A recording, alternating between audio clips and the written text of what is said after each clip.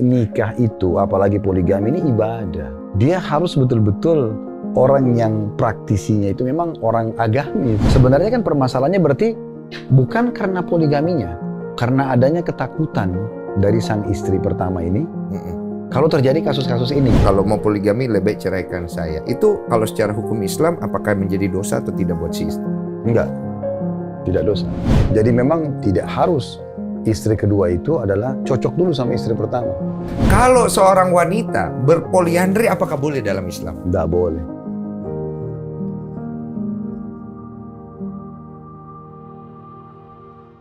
Terima kasih banyak, Dik. Sama-sama. Sudah 7 bulan yang lalu ya. Ya. Ada kira-kira tidak pertanyaan yang dari umat selama pengalamannya kita yang wah susah dijawab ini. Alhamdulillah wassalatu wassalamu ala Rasulillah. Pertama terima kasih dan kita sudah diundang lagi. Insya Allah sih selama untuk kebaikan kita pasti akan coba luangkan waktu. Kalau masalah pertanyaan, kalau saya pribadi selama ini sih insya Allah dijawab semua. Berarti kita coba ya Ustadz ya. Ini karena random ya pertanyaan karena kita kumpulkan ini dari semua umat yang punya keresahan. Yang pertama umat-umat dari wanita ya. Ingin bertanya tentang poligami sebenarnya. Karena kan poligami itu kalau saya tahu sejarahnya itu kan dari Nabi.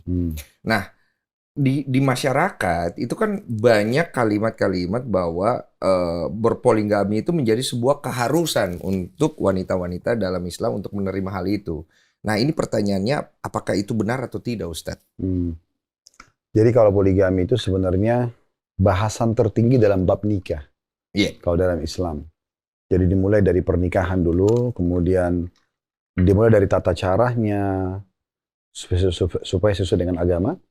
Kemudian dari proses perkenalan sampai proses pernikahan, sampai setelah jadi suami istri, hak dan kewajiban, terus punya anak, hak anak-anak, pendidikan mereka, kemudian hak kerabat, baru kemudian pindah level demi level sampai nanti ada salah satu bahasanya adalah poligami. Oh jadi harus lewat itu dulu? Ya tentu saja. Kalau itunya belum bagus bagaimana? Ya harusnya itu ditata dulu. Ibaratnya orang kalau ingin membuka perusahaan atau cabang perusahaan, maka harus sehat dulu perusahaan yang pertama. Kalau menerima secara hukum dari Allah, iya. Sebagaimana menerima perintah sholat, sebagaimana menerima perintah puasa, perintah nikah, dan juga ada poligami dalam itu memang harus diterima sebagai sebuah hukum. Tapi apakah harus dipraktekin? Jawabannya itu tidak. Karena dia pendapat ulama ada yang mengatakan wajib, ada yang mengatakan sunnah. Kalau sunnah kan berarti dia pilihan. Oh sunnah itu berarti pilihan? Ya, artinya dia boleh kerjakan, boleh tidak. Dan sudah menjadi rahasia umum lah. Ya. Dari mungkin kalau kita ambil sampel orang Islam atau orang non-Muslim. Dari 100 orang laki-laki, yang poligami paling 5, 6 atau 10. Tidak banyak lah. Iya. Tapi itu ada, kasus itu kan ada. Makanya Islam datang meletakkan sebuah hukum berhubungan dengan masalah itu. Oh, supaya ada aturannya. Iya, ada aturannya. Oh, saya mengerti. Jadi ada aturannya. Kan banyak kasus-kasus. Contoh misalnya kasus seorang wanita mandul, tidak bisa punya anak. Islam menawarkan poligami di sini. Sebagai solusi. Ya, karena kalau dia poligami, daripada dia bercerai sama istrinya sudah 10 tahun, lebih baik ada wanita lain yang bergabung dalam rumah tangga itu yang nanti bisa memberikan mereka keturunan. Iya. Nah, itu kalau permasalahan mandul, Di? Itu contoh. Contoh, Di? Kan ini solusi. Solusi, iya.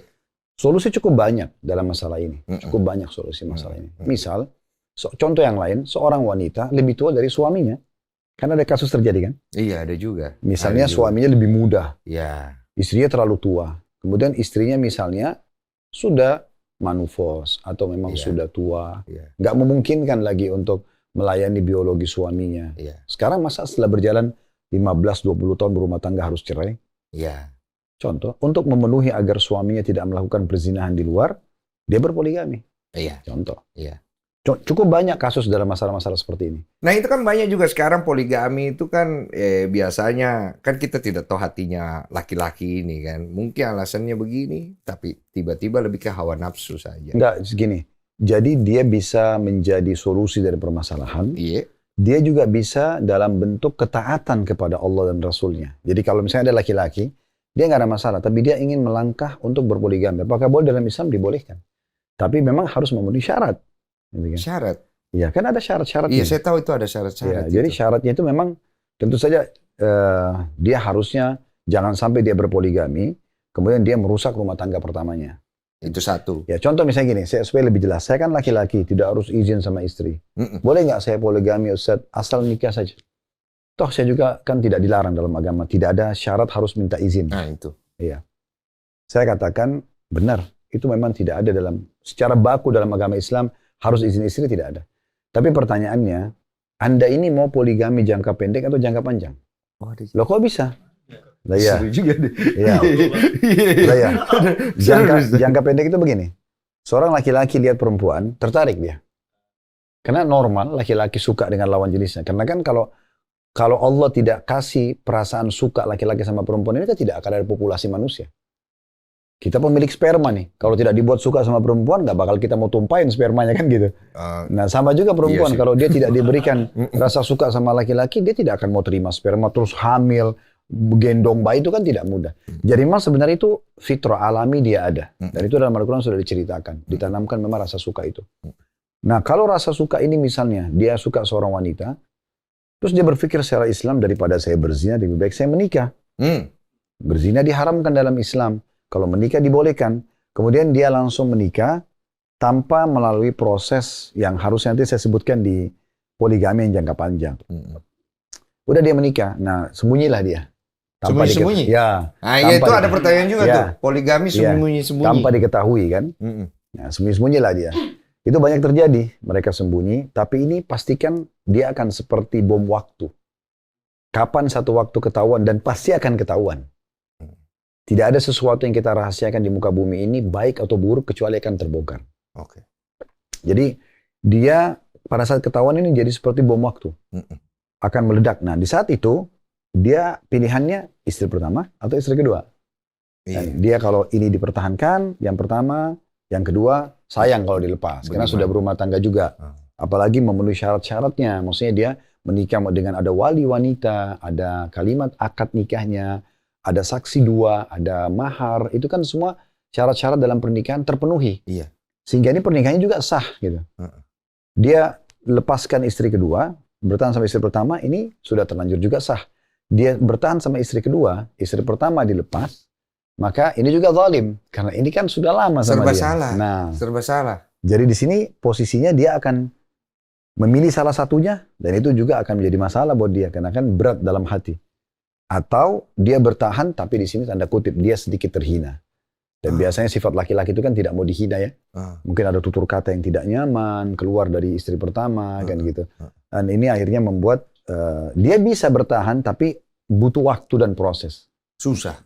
Bukan juga susah, cuman butuh proses. Artinya dia butuh ekstra kesabaran. Iya.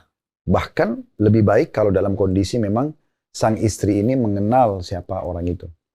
Contoh misalnya, pernah ada datang ke kantor, seringkali ada yang datang ke kantor kami konsultasi. Oh, ada juga? Iya. Kebetulan ada seorang ibu itu, dia mu'alaf, masuk Islam. Terus dia cerita, dia datang ke kantor, dia nangis-nangis, ibu itu. Terus biasanya memang saya kalau di kantor, untuk ketemu sama perempuan, tidak mungkin kalau cuma berdua. Saya biasa minta ada mahramnya lah, ada suaminya, ada ayahnya. Iya, atau mungkin ditemanin sama beberapa orang, jadi rame. Iya. Tapi waktu itu karena dia datang, dia nangis-nangis, dia minta tolong waktu. Saya minta teman-teman di kantor di manajemen, ayo kita sama-sama duduk rembukin. Dengar, ada masalah apa ibu ini? Kenapa bu? Ya saya mau konsultasi Ustaz karena suami saya mau poligami. Oke, saya bilang, apa yang ibu mau tanyakan? Apa yang harus saya lakukan? Dia bilang. Iya. Suami saya ini sudah terlanjur mau poligami. Iya. Mau melangkah. Gitu.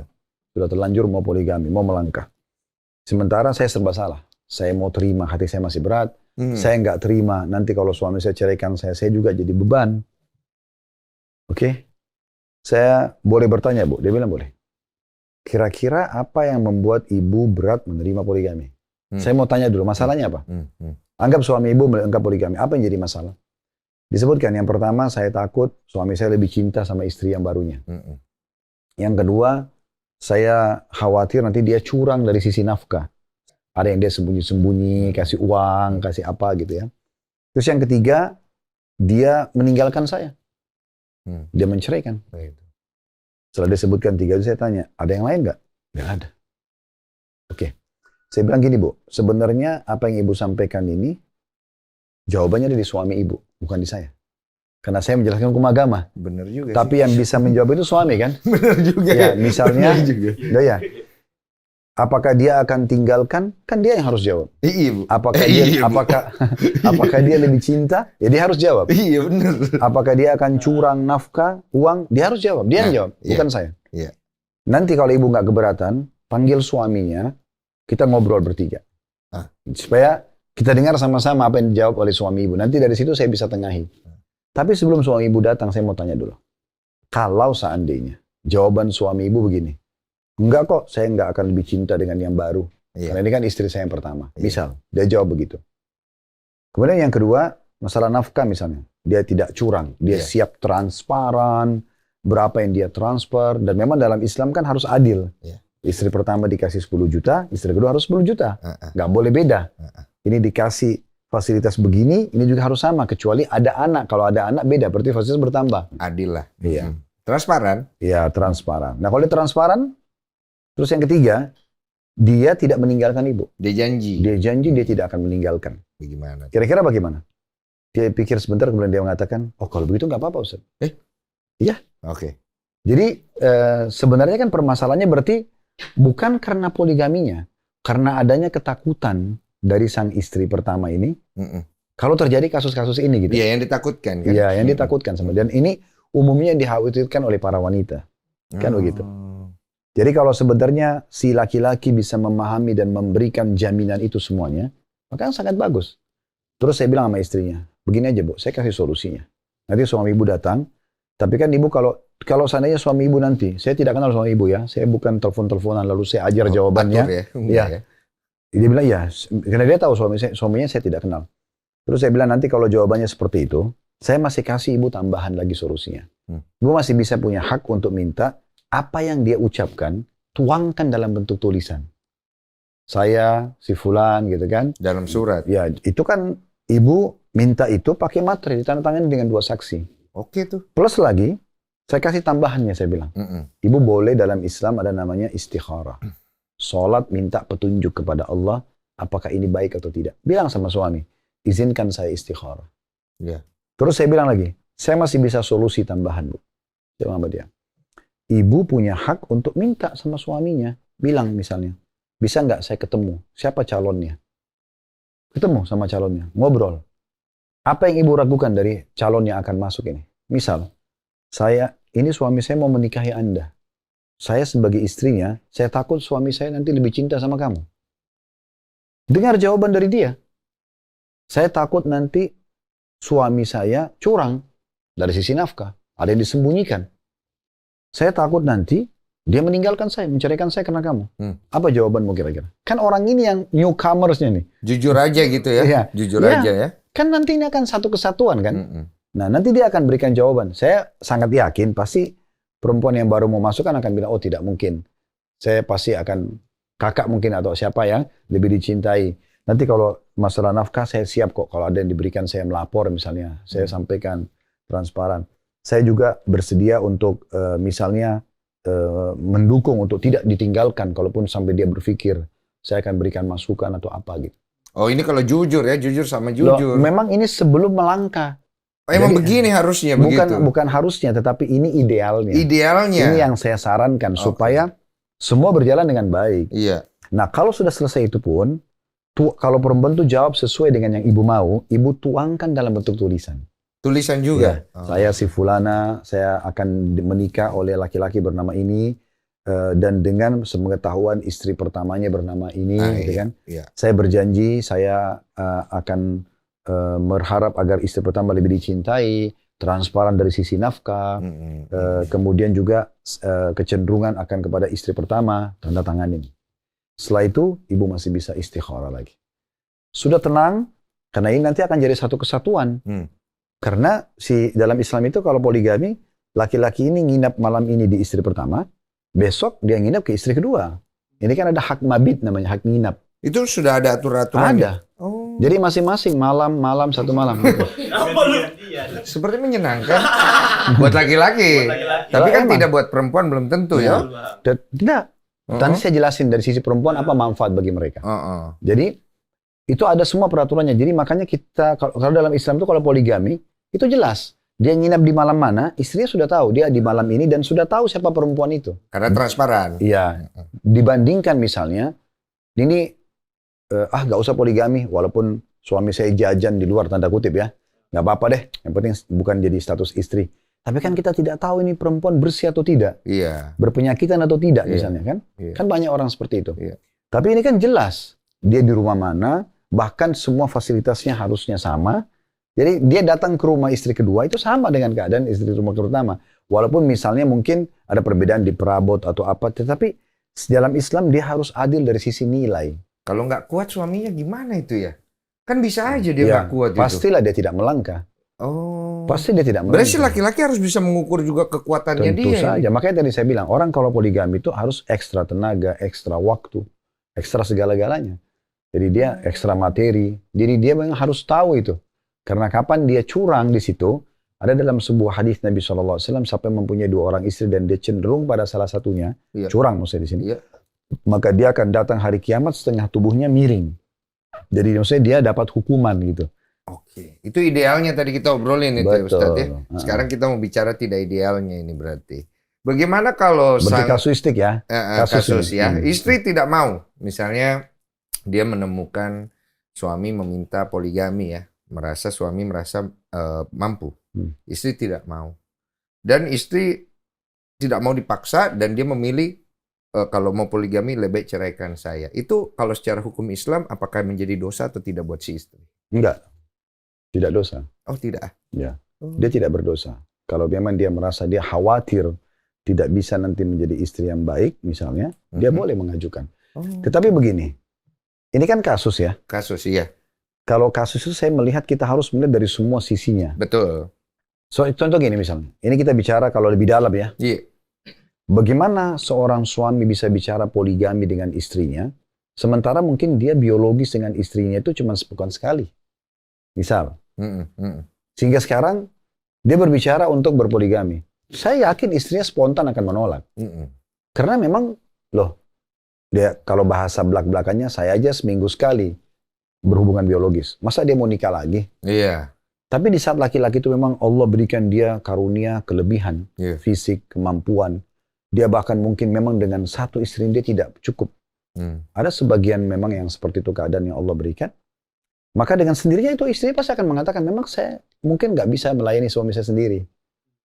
Ada kasus-kasus seperti itu contohnya. Nah itu akan otomatis. Jadi penolakan itu biasanya karena memang si perempuan ini kan masih merasa, masa saya aja belum sepenuhnya gitu kan. Mengukur juga, mengukur. Iya, kadang-kadang mungkin si suami ini masih punya kelebihan harta, dia rezekinya luas, tapi perhitungan sekali sama istrinya. Iya. Bagaimana bisa pintu poligami itu semua istrinya bilang, oh nggak apa-apa poligami aja, itu nggak mungkin. Tapi permasalahan paling telak di wanita itu biasanya hati katanya Ustadz. Jadi kan ada wanita yang hati tak bisa diduakan gitu kan. Ustadz pasti sering dengar kan. Jadi hatinya tidak bisa berbagi. Ada filmnya itu Ustadz ya kan. Iya kan. Itu tidak masuk dosa juga ya. Kalau misalnya memang hati tidak bisa berbagi. Itulah gitu. saya coba membahas di baliknya layar itu. Maksudnya kenapa bisa muncul penolakan tadi? Karena Cinta masalah bukan. Karena komunikasi yang dari sang suami dan hak sang istri belum dikasih maksimal. Oke. Seperti itulah. Itu dari perspektif Ustadz seperti itu. Ini ada dari pertanyaan pertanyaan dari jemaah ini. Awal mau nanya apa? Ini pengalaman pribadi, Bang. Ini saya mau tanya, Ustaz. Kebetulan di keluarga saya ini ada yang poligami. Poligaminya itu jelas dengan alasan tadi dapat solusi dari guru karena si sang istri itu sakit selama 5 tahun. Dan dia nggak bisa ngasih nafkah batin, istri lalu bilang sama suaminya, nggak apa-apa kalau misalnya mau nikah lagi. Akhirnya sudah kan, akhirnya si suami itu cari calon istri baru, dikenalkan sama si sang istri, tapi si sang istri itu nggak suka sama si calon istri itu. Nggak suka. Iya, tapi tetap dinikahin nih sama si suaminya. Iya, Nah besoknya itu yang cariin calon istrinya. Cari calon si suaminya, terus diperkenalkan ke si istrinya, tapi si istrinya nggak suka dengan adalah besoknya itu si istrinya dipanggil sama Allah. Terus saya mau nanya, apakah si suami itu masih ada salah sama si yang Enggak. Jadi memang tidak harus istri kedua itu adalah cocok dulu sama istri pertama. Oh, tidak harus? Iya, karena kecocokannya kan susah. Oh, tidak harus ya? Kecocokannya ini sangat luas bahasannya ya. Misal kalau yang satu istrinya orang Melayu, yang satu istrinya orang bule. Memang ini butuh adaptasi yang... Iya kan? Berapa banyak orang kita mungkin yang tinggal di Eropa, istrinya yang pertama di sini, istrinya di sana juga ada. Tetapi tadi saya bilang, idealnya ini semua terkomunikasikan dengan baik. Idealnya. Sehingga memang tidak ada sesuatu yang tertutup. Dan ini kita bisa lihat pelajaran dari rumah tangga yang sudah sukses dalam poligami. Yang berhasil, Dik. Nah, itu. Jadi kita harus cari yang berhasil mana. Dan itu cukup banyak yang bisa jadi contoh. Iya, cuma masalahnya juga kan kalau di isu sosial, idealnya ini kan menjadi acuan. Banyak yang berhasil. Tapi ternyata dia ini salah mengukur dirinya sendiri. Dia menganggap dia bisa. Tapi ternyata pada saat pelaksanaan dia pusing sendiri. Karena saya ada kasus teman saya begitu. Jadi ceritanya itu dia sudah menikah. Terus dia jatuh cinta sama Elsie, pemandu lagu. Nah, akhirnya daripada... Saya kira Elsie itu gelar. Karena saya juga gelar S1 saya Elsie. Oh, apa gelar Elsie? Itu lisans. Oh, lisans. Ya, semua S1 dari Timur Tengah rata-rata Elsie kan. Oh, itu pemandu lagu, ladies escort, Ustaz. Mohon maaf nih, mohon maaf. Iya. Mohon maaf. Jadi saya lanjut nih. Jadi dia takut berzina katanya, makanya dia nikahi poligami. Jadi dia poligami ini sama ini Elsie, dia tidak cerita awalnya sama istrinya, tapi karena desakan dari hati, akhirnya dia cerita. Istrinya bisa menerima. Akhirnya terjadilah komunikasi, berbagi tugas, dan lain-lain sesuai dengan kewajiban kan. Lama-lama ini suami suka menghabiskan waktu di LC-nya kan. Yang dinikahin yang LC gitu. Judi terus dia. Tapi nafkah tetap kasih semuanya. Nah, akhirnya yang istri pertama mulai tidak senang. Dia rasa ini suaminya sepertinya sudah lupa daratan. Sudah tidak adil lah ibaratnya. Ditinggalkan, dia minta berpisah. Nah, begitu dia berpisah, si yang LC juga rasa ini laki-laki sudah tidak ada uang. Dia pergi juga. Nah, ini kan dia bingung. Kenapa jadi tidak ideal buat dia? Kalau Ustadz melihat kesalahan dari si laki-laki ada di mana? Dosanya. Kan? Dosa kau. Nonton nih dia nih. Dosa kau. Karena kan sudah judi. Ya kan? Oh. Ya sekarang juga kalau dia sholat, kalau dia muslim, atau dia puasa, atau kan jadi gini. Beda cerita ya kalau gitu ya. Kalau nikah itu, apalagi poligami ini ibadah. Dia harus betul-betul orang yang praktisinya itu memang orang agamis. Dia kalau bukan agamis itu agak susah untuk menjalankan itu. Mirip dengan bukan praktisi bisnis, mau masuk ke alam bisnis. Kacau lah dia semuanya gitu kan. Paham aku sampai di sini. Iya. Jadi dia harus ada, betul-betul harus dia, makin dia diberikan bonus sama Allah, ada keluarga lagi, dia harusnya makin lebih dekat sama Allah. Harus. Makin baik, iya. Nah termasuk tadi masalah judi. Jadi rumah tangga itu bukan cuma uang. Banyak orang begitu, jangankan poligami, monogami aja. Dia selalu menilai istrinya dengan uang. Yang penting kasih uang, selesai. Saya mau buat apa terserah. Itu keliru. Jadi fungsi rumah tangga itu sangat kecil. Hanya sekedar hubungan biologis, kasih uang, tinggalkan. Terus saya bebas pergi sama teman-teman saya kemana-mana. Ini kan keliru. Iya. Sebenarnya kan mana lebih bernilai? Kita duduk sama teman-teman atau duduk sama istri? Tentu saja sama istri kan gitu. Jadi waktu sama mereka, ngobrol sama mereka. Sampai dalam Islam itu dalam sebuah hadis kata Nabi SAW, 3 hal tidak dianggap sia-sia. Salah satunya adalah bercandanya suami istri. Jadi walaupun mereka tuh begadang, bercumbuan, ngobrol, segala macam, itu tidak dianggap sia-sia, dianggap ibadah. Jadi saking pentingnya memberikan hak waktu buat istri itu. Jadi di sini makanya pembagian waktu itu penting sekali. Dan ada namanya dalam Islam selain nafkah, nafkah itu 5 hal. Makanan, minuman, pakaian, tempat tinggal, transportasi. Ini harus adil. Di nafkah ini. Kemudian yang kedua mabit. Mabit itu nginap, itulah waktu. Iya. Jadi nggak boleh dia lebih cenderung waktunya lebih banyak dengan istri yang kedua misalnya. Itu tidak boleh. Kecuali dengan istilah tanazul. Tanazul itu maksudnya melepaskan haknya. Contoh misalnya, istri pertama anaknya 3. kemudian dia berpoligami, istri kedua, anaknya 1. Lalu kemudian, atau dia baru nikah, kemudian istri pertama bilang, karena anak saya 3, saya minta malam lebih banyak. Misalnya dalam 7 hari sepekan itu, saya 5 hari sama istri yang baru 2 hari saja. Istri kedua juga setuju. Nah itu kan berarti dia tanazul, dia lepaskan hak mabitnya, hak nginapnya dia. Nah kalau itu disepakati nggak ada masalah. Oh berarti harus dibicarakan untuk semua pihak yang terkait ya? Nggak bisa cuma di sini aja, di sini nggak? Nggak bisa. Oh transparan dia iya kuncinya. harus begitu. Oh susah itu.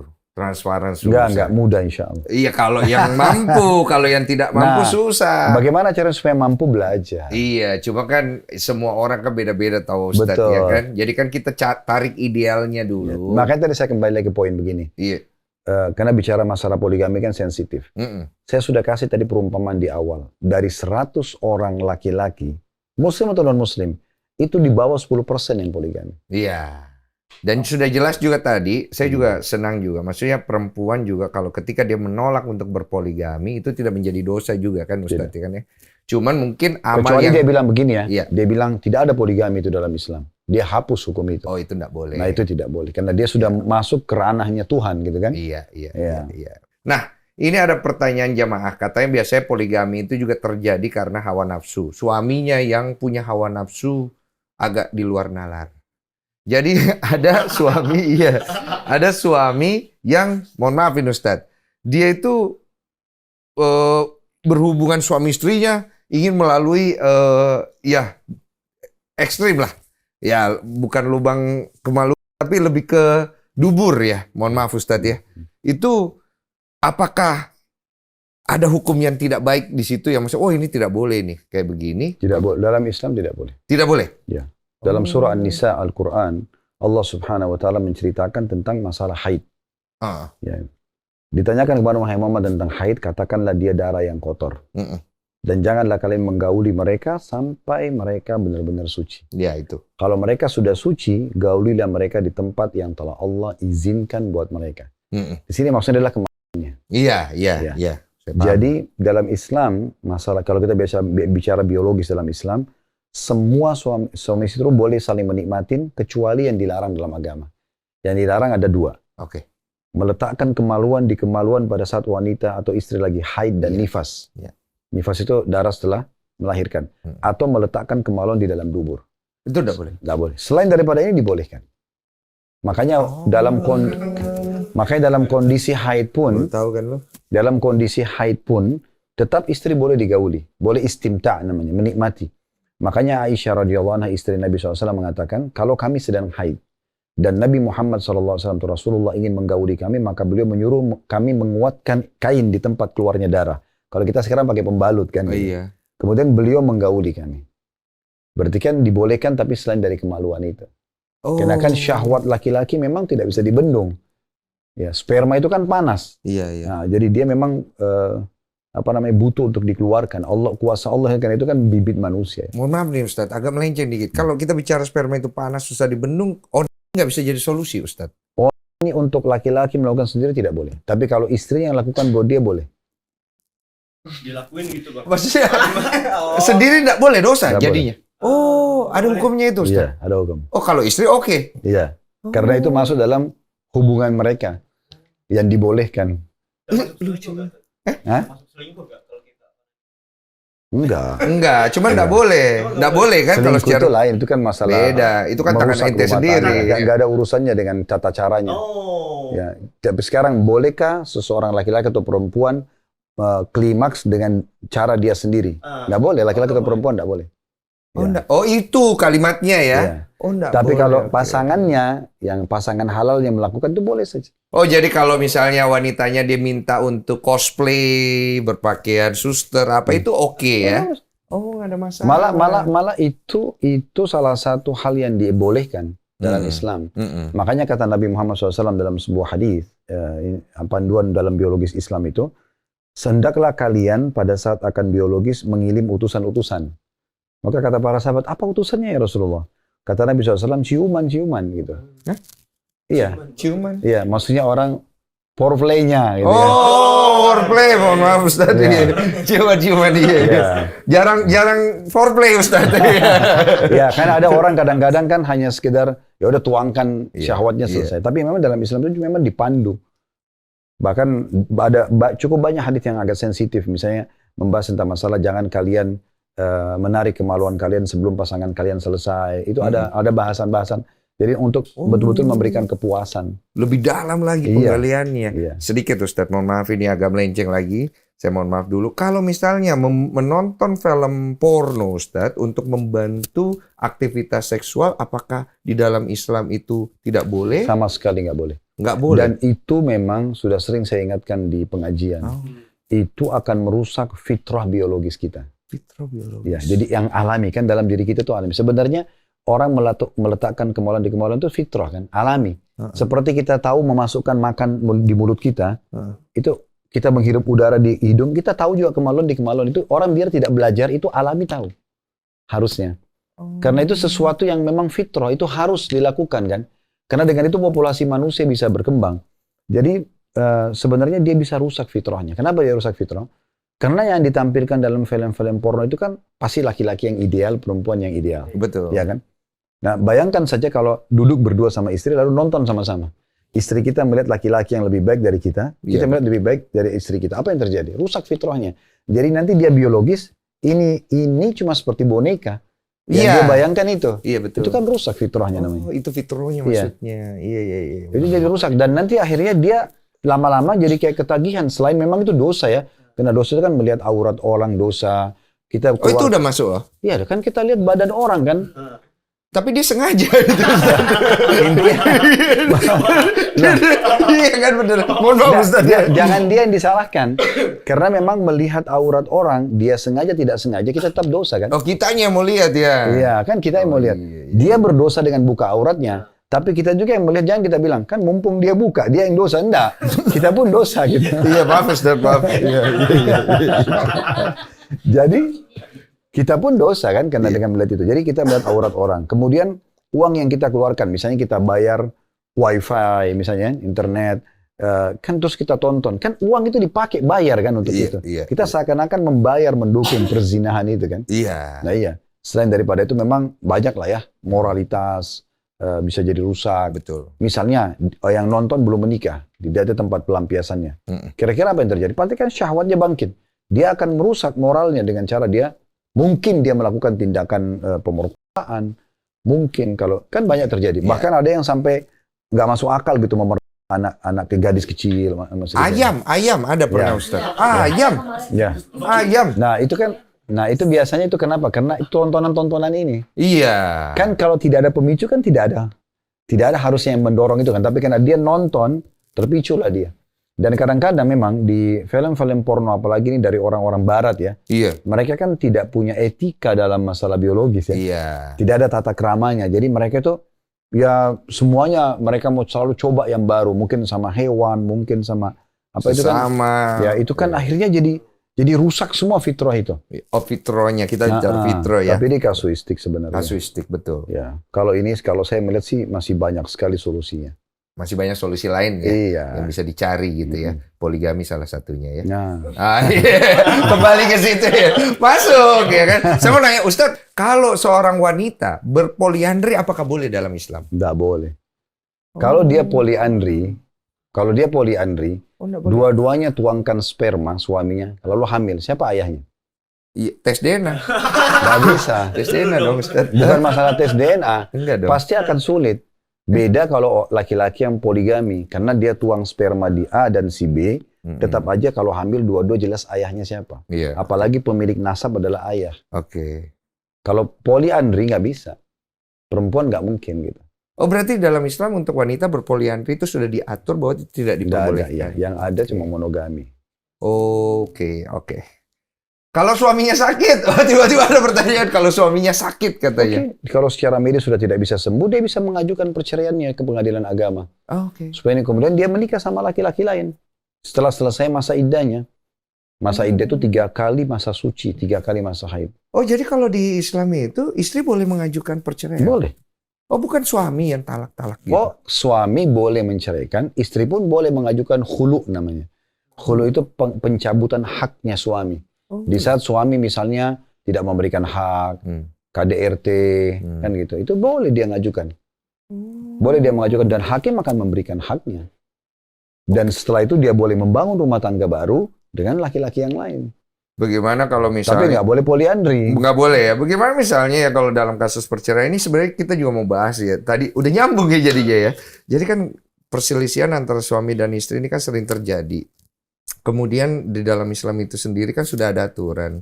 Apabila seorang istri itu merasa dia terzolimi pernikahannya, mungkin suami itu cuekin, tidak memberikan nafkah ya biologis, batin, ada macam-macam gitu. Mungkin juga dia ngerasa kalau suaminya itu udah gak cinta sama dia, ada banyak kan kasus. Kemudian saya mengajukan cerai. Suami tidak ingin menceraikan, tapi dia memaksa ingin tetap bercerai. Disitulah posisinya hakim. Oh, enggak, secara hukumnya apakah dia menjadi berdosa si wanita? Enggak, kalau dia terzolimi tidak. Oke. Misal memang dia, kan ada hak dalam Islam kan? Hak istri itu yang pertama adalah muasyarah bil ma'ruf. Itu harus pergaulan dengan baik. Nah, dari Ibnu Abbas radhiyallahu anhu, salah satu sahabat Nabi mengatakan biologis yang santun. Tutur kata yang santun, tatapan mata yang syahdu, jamaan tangan yang ramah, itu semua masuk dalam hak istri yang pertama. Yeah.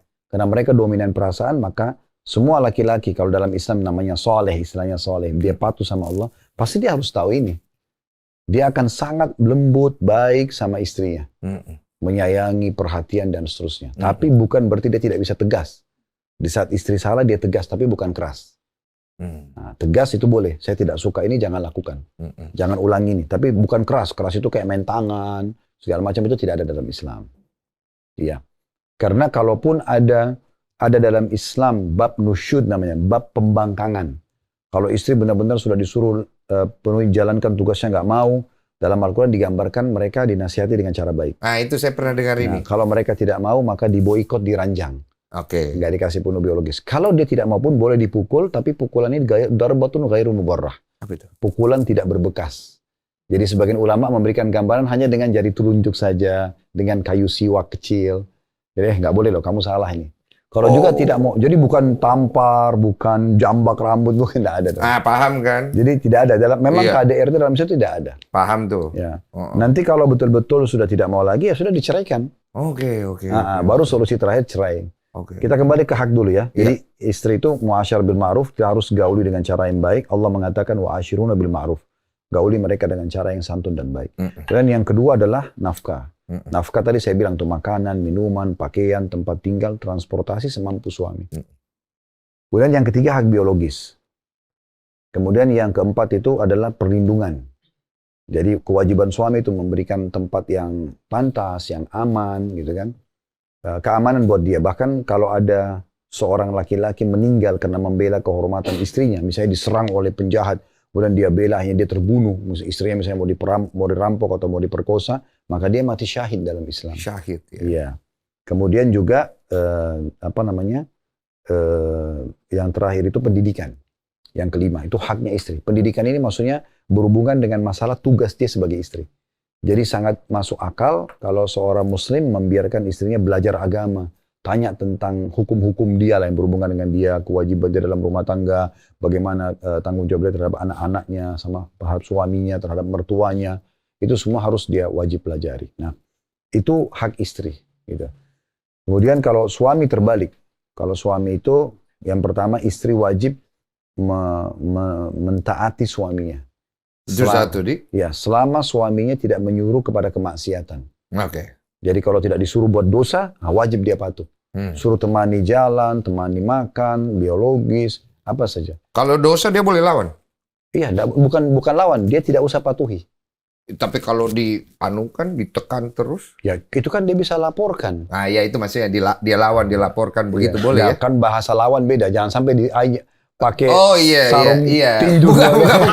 Bukan begitu, maksudnya lawan, maksudnya dia boleh laporkan begitu ya. Syaratnya soalnya Iya, mohon maaf. Soalnya saya potong sedikit, ini juga kasihan juga. Saya kan kemarin banyak baca. Mohon maaf, ada pesantren. Kita mungkin pernah baca santri ceweknya tahu wah. Itu kan mereka itu kan santri cewek itu ya ibaratnya kertas kosong yang lagi belajar. Tiba-tiba mereka mengalami satu tindakan yang tidak ada yang menyangka begitu. Seorang pemuka melakukan pelecehan. Cuma kan kalau di posisi santri wanita begitu kan dia bingung tahu wah. Dia kasihan apakah ini dosa, apakah bagaimana. Nah, tindakan seperti apa kan? Apakah dia perlu lapor? Nah, kalau menurut Ustaz, saya potong sedikit, itu baiknya bagaimana kalau ada kondisi begitu? Ini kan kasus lagi ya. Kasus, iya. Jadi kalau kasus per kasus kita bahas. Iya. Dan ini tolong jangan dipukul rata kepada semuanya. Iya. Karena pesantren itu tempat yang baik. Itu, Mi. Iya. Jadi kasusnya adalah masalah individual orang ini. Betul, kita pernah bahas. Jadi ini penting sekali. Kita kembali kepada orang itu. Jadi jangan misalnya TNI melakukan kesalahan, semua TNI jadi buruk. Jangan. Betul. Atau satu orang Indonesia mencuri di Amerika, semua Indonesia tidak baik. Itu nggak adil. Iya, betul. Harus kita kembali kepada individu itu. Iya. Kalau saya melihat ya memang harusnya dia menolak. Dan dia bisa melaporkan, apalagi kalau kondisi pesantren itu, kalau orang pendiri pesantren pasti tahu. Pesantren itu tidak pernah kosong. Ramai pesantren itu kan. Iya. Ramai. Jadi ada guru-guru yang lain, ada pengawas, ada security, ada santriwati yang lain. Jadi sebenarnya dia bisa menolak. Kalaupun sampai mau di pesantren itu kalau orang ngangkat suara, jadi dia kayak satu camp, asrama, sekolah, semua kan satu tempat. Orang angkat suara sedikit aja pasti kedengaran semua. Mungkin lebih jelas daripada komplek rumah seperti ini. Betul, cuma kalau diam-diam bisa juga kan Ustadz maksudnya? Berarti kan ada kasus lain lagi nih. Jangan sampai memang ini sama-sama suka ini. Kalau Bisa. sama-sama suka berarti ini permasalahan mereka berdua berarti. Iya. Kita tidak bisa salahkan si laki-lakinya saja. Berarti dua-duanya memang harus dikena hukum dan nasihat.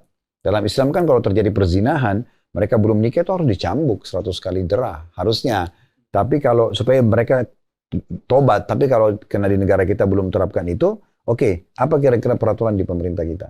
Paling tidak dipertemukan antara dua keluarga, dinasihatin, di apa gitu ya, untuk memperbaiki keadaan supaya tidak makin keruh. Gitu. Atau memang tadi kasus, memang dia melapor saja. Berani ya? Oh harus. Harus ya Ustadz ya. Tuh, ini kan kezaliman. Itu harus. Lapor saja. Jangan takut. Mohon maaf ya Ustadz, walaupun statusnya, kita kan udah bahas, ini kan individu ya. Walaupun statusnya pemuka agama harus berani ya Ustadz ya. Iya. Walaupun kita nggak boleh juga pukul rata, nggak semua lah pemuka agama begitu. Cuma kalau ada indikasi orang ini sudah mulai, nggak beres begitu, jangan takut berarti Ustadz ya. Kan kebenaran harus didahulukan. Yes. Iya. Saya setuju di situ. Iya, jadi tadi kita kembali ke itu dulu. Hak. Jadi hak suami itu yang pertama harus ditaati.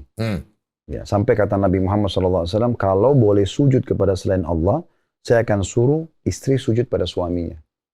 Karena pentingnya kedudukan suami. Dan Aisyah mengatakan radhiyallahu anha, istri Nabi SAW, kalau hai para wanita, kalau kalian tahu besarnya hak suami kalian akan mengambil debu kakinya dan kalian letakkan di pipi kalian. Karena besarnya dalam Islam.